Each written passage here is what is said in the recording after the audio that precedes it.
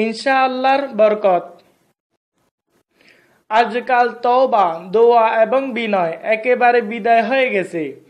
দুনিয়াদারদের কথা কি বলবো, দিনদারদের মধ্যেও এ জিনিস পাওয়া যায় না। কেমন যেন উদাসীনতা আর রুক্ষতা চেপে বসেছে। এই কারণেই কোনো কাজে বরকত এবং মজা পাওয়া যায় না।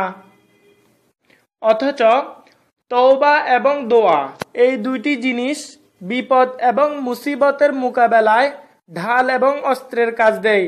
বিপদে পড়লে তখন এইসব মানুষের হুঁশ হয়। যেমন একটি লোক হাটে যাচ্ছিল গরু কিনতে। রাস্তায় এক ব্যক্তি জিজ্ঞাসা করলো, কোথায় যাচ্ছ? বলল, গরু কিনতে। লোকটি বলল, ভালো কাজে ইনশাআল্লাহ বলতে হয়। সে বলল, এতে আবার ইনশাআল্লাহ বলার কি আছে? আমার পকেটে টাকা আছে, হাটে আছে গরু, যাব আর কিনবো, এতে আবার ইনশাআল্লাহ বলতে হবে কেন? বেচারা লোকটি চুপ হয়ে গেল।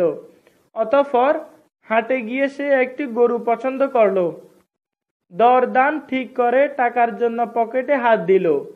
পকেটে হাত নিচের দিকে দিয়ে বাহির হয়ে পড়ল। টাকা নাই, পকেট কেটে নিয়ে গেছে। হায় রে ইনশাআল্লাহ, এ কি হলো? পকেটে হাত ঝুলাতে ঝুলাতে লোকটি ফিরে যাচ্ছিল। রাস্তায় সেই লোকটির সাথে আবার দেখা। জিজ্ঞাসা করলো, কি ভাই, গরু কেনা হয়েছে?